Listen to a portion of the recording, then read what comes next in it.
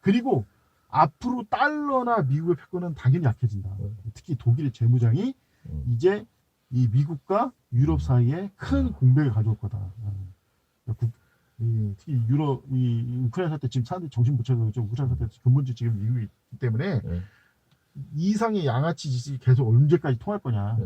그거는 한계가 있다. 근데 독일의 무장은 일본의 무장하고 사실 같은 의미가 있지 않나요? 왜냐하면 사실 둘 다 똑같이 2차 세계대전 패전국이고, 예. 그래서 좀 군대를 못 가는 이유가 이제 그 2차 세계대전의 패전국이라는 어떤 그런 멍해를 지고 있어서 그동안 무장이 안 됐던 건데, 예. 독일이 무장할 수 있다면 일본도 무장할 수 있다는 얘기가 되는 거 아닌가요? 그게 맞는 말입니다. 그것도. 네. 그러니까 아무래도 명분이 생긴다는 거죠. 내 이 얘기는. 명분이 생긴 거죠, 사실 지금. 네. 이게 아베가 이제 핵보유를 지금 천명하고 있고, 물론 이제 형식이야 미국의 핵 배치를 원한다고 하지만 사실 속내는 핵 자체 보일 거예요. 결국 그쵸. 결론 여러 가지 핑계대면서 가능되고 일본의 재무장은 이미 사실 이전에 이미 시작됐지 않습니까? 재무장 한다고 해서 방위비가 늘리고 막 했는데 이 차이 훨씬 더 가속화될 거야 이거죠. 그러니까 당연히 그렇게 이제 일본 재무장도 예상하고 그래서 내가 한밀 동맹이 위험하다 얘기하는 게 이겁니다. 결국 일본의 재무장하면 한국 근본적으로 쓸모가 없어져요. 결국은 이미 옛날에 한국을 어떤 식으로 대우했는지가 다 드러났대요. 일본은 해군과 공군력을 키우고 우리는 육군을 키워가지고 3차 세계대전 벌였을 때 정원적으로 총알바지를 쓰려고 했단 말이에요. 처음부터. 그렇죠. 그것이 다시 그 방향으로 진행될 가능성이 높다. 그래서 저는 그래서 이제 이런 식의 사실 그래서 결론 부하게 이런 식의 과거 구세대와 같은 지정학 노름에 빠지면 우리나라한테 좋을 게 하나도 없어요. 왜냐면 우리나라는 영토와 국민이 한계가 있기 때문에 이런 식의 이 무조건 힘싸움을 들어가면 어떻게 입니까 우리나라가 인구가 한계가 있는데 무엇보다 방어는 지형이 좋아가지고 방어는 어떻게 될지 모르지. 하지만 국제사회에서 진출을 못해요. 다 막혀버려요. 사방이 다 삥돌려져 있으니까. 그래서 우리의 목표는 절대 지정을 휘둘리면 안 돼. 그래서 한밀동맹도 내가 왜 이거는 이 한밀동맹을 거부해 이거 지정학 놀이에 빠지기 때문에 그래요. 그러네요. 네. 그리고 왜 지정학 놀이가 우리한테 불리할 수밖에 없냐?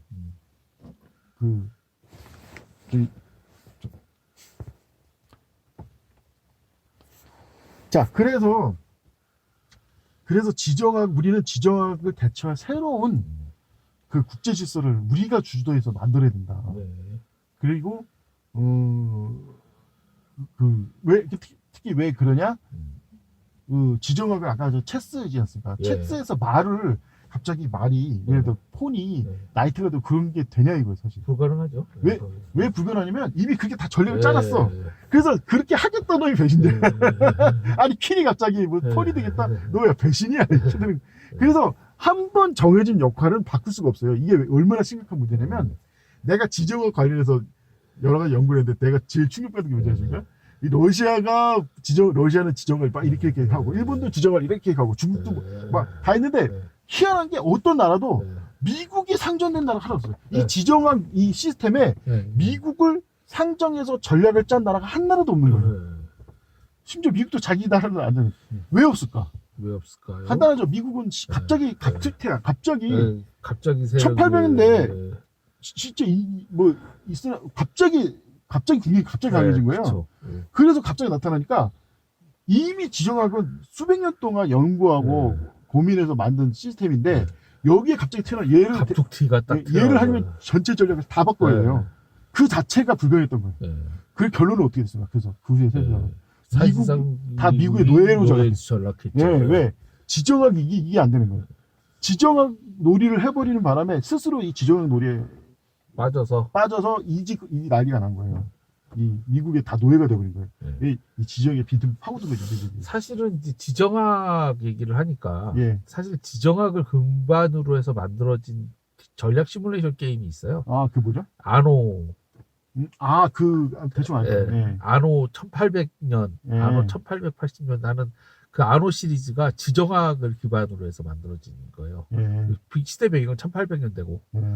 그래서 그런 어떤 지정학 놀이의 정점은 사실은 그 아노 시리즈라는 시뮬레이션 게임인데 거기에 얘기한 것처럼 미국이 없죠. 그렇죠. 그때는 아예 미국이 태동하기 전이. 그러니까 1800년에도 미국이 없어요. 예. 사실 미국이라는 나라는 애초에 이렇게 강해질 수가 없는 나라예요, 처음부터. 왜냐면 국가 체계가 부실하거든. 그리고 중요한 건 뭐냐면 원래 그 대륙 그라는 걸로 해가지고 미국 혼자만도 얼마든지 먹고 사니까 그렇죠. 타국에 아예 그 신경을 끊는다라는 네. 대륙 정책이라는 게 있었죠. 그렇죠. 예. 그게 이렇게 멀로주의기도 하고. 예. 근데 이게 사실 그래서 이 사람들이 이게 여기서 이게 왜 어쩌다 미국한테 뒤통수를 맞아 다 자빠졌냐? 미국이 결정적으로 세계 패권국가가 된 결정적인 계기가 예. 참 너무 어처구니 없는 그게 발생한 게 바로 그게 한미 수교가 네. 이 모든 시발점이 된 거예요. 한미 수교가 시발점이 되면서 가치나 데프트 조약이 미국이 패권국가가 되는 가장 중요한 역사적 사건이 되면서 이것이 영국이나 당대 최강의 패권 국가의 예, 어떻게 보면 그 뭐더라 그 운명을 틀어주게 된 거예요. 미국이 필리핀을 장악하면서. 근데 그 혼자서 장악했으면 아마 전쟁도 불사했을 텐데 영국이. 왜냐면 러시아도 그렇게 때려잡는 나라가 미국을 좀 용서를 안 했을 텐데 일본하고 미국이 갑자기 손을 잡고 이렇게 해버리는 바람에 영국만 바보 된 거죠. 특히 이제 상하이 무역 루트를 위협당하면서 이제 미국의 패권에 전혀 무기력해버렸다. 이게 아까 말한 그 해안대국인 영국조차도 지정 노래에 빠져가지고 식유 보스들 사이 그냥 바로 뒤통수 당해서 쳐서 당해버린 거예요. 근데 그러면 뭘 잘못한 걸까? 이 지정을 했던 것 자체가 뭐냐? 국가를 하나의 생명으로 보지 않고 단순히 자기의 말로 본 게 문제라는 겁니다. 그러니까 각 나라를 존중하는 그런 한반도의 그 한국 조선의 그 사대규림 같이 각 나라의 역할과 가치를 존중하는 그런 인권적인 개념이 아닌 자기 나라가 살기 위해서 남을 죽이는 그 짐승 같은 찰스 같은 미개한 그 개념이 스스로의 파멸을 불러온 거다.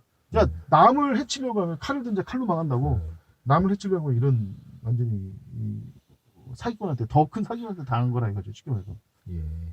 그래서 이것이 미국의 이 태동이었다 이거죠. 그래서 아까 말했죠. 미국이 왜 세계 패권 국가가 미국은 바다가 사방에 둘러쳐 있어가지고 한번 어디에 진출하려면 어마어마한 자원이 필요합니다. 그렇죠. 그래서 내가 왜 카치라 데프트 조약 때문에 필리핀 먹은 게 왜 미국이 결정적인 패권 국가냐면 그때 사실 처음으로 제대로 된 대양 해군을 만든 거예요. 아예 조직화된. 그게 아니었으면 지금도 갑자기 항공모함 선단 만든다고 하면은 갑자기 항공모함 선단 하나 더 만들겠다고 하면 미국 사람들 가만히 있겠냐고. 돈이 한 푼도 드는 것도 아닌데 지금 시절에도. 그쵸. 그 시절에 갑자기 뜬금없이 해군을 엄청나게 양성하고 그래도 가만히 있겠냐고 미쳤다는 소리가 많이 나오지. 근데 그게 가능했던 게 필리핀을 점령하면서 됐고 그게 가능했던 게 카치라 데프트 조약 때문에 그런 거다. 결국은 이제 미국이 패권을 주어지게 된 게 사실은 운하들을 다 점령하잖아요. 그렇죠. 수에즈 운하, 파나마 운하를 점령하고 필리핀이 이제 그 어떤 그 태평양 항로의 그 길목이기 때문에 이제 그걸 함으로써 사실은 이제 그 미국이 세계 패권을 주게 되는 거죠. 근데 사실 여기서 이제 재미난 편성은 그럼 왜 조선과 미국의 수교가 왜 중요할까? 왜냐면 사실은 이 유럽 국가들 바보가 아니에요. 당시 미국이라는 나라는 허황되기 그지없는 지금도 허황된 헛소리 많이 하지 않습니까? 무슨 페미니 그런데 그때 당시 얼마나 더 했겠냐? 완전히 그 바보 취급당하고 있었단 말이에요. 그때 이제 미국의 미국이 추구하는 가치관을 인정하고 처음으로 인정하고 수교를 했던 나라가 사실은 그런 차원에서 수교했던 나라가 조선이었다 이거예요. 그래서 많은 부분에서 조선이 그때 수교했던 이유가 미국은 이미 많은 걸 가지고 있고 그래서 가치관이 훌륭하다 이런 식으로 생각했다가 이들의 더러운 야욕을 몰랐다 이거죠. 그래서 완전히 인류 역사상 이렇게 세계 인류 역사상 이렇게 더러운 사기가 없다. 차라리 조약을 맺었을 때 직접 대신하고 쳐들어오는 경우는 많이 봤어도 통째로 날로 이걸 이제 조미 수구 조까지 있는 상태에서 이렇게 배시 때려가지고 거래를 하는 더러운 경우가 어딨냐 이거죠. 그리고 이걸 위해서 또 헤이그 비싸 보냈는데 몸으로 맞고 난리치지 않습니까? 미국 놈들이. 그래서 이번에 사실 우크라이나 사태도 비슷한 경향이 있는 것 같다. 미국 놈들한테 장난질이 있다. 그러니까 역사를 그러니까 이 중국이 지금 그나마 세계 패권에 도전하는 첫 번째 이유가 내가 보기에 중국 역사 공부를 엄청 많이 한다는 거예요. 그래서 그 역사 공부를 많이 하기 때문에 이놈들이 어떻게 행동할지 어느 정도 안다 이거예요. 역사에 그걸 무시할 수 없으니까. 그래서 미리 대비도 하고 그런다 이거죠. 근데 많은 나라들이 역성공부를 안 해가지고 난 이번에 우크라이나 대통령도 역성공부 정말 안 했다고 생각해.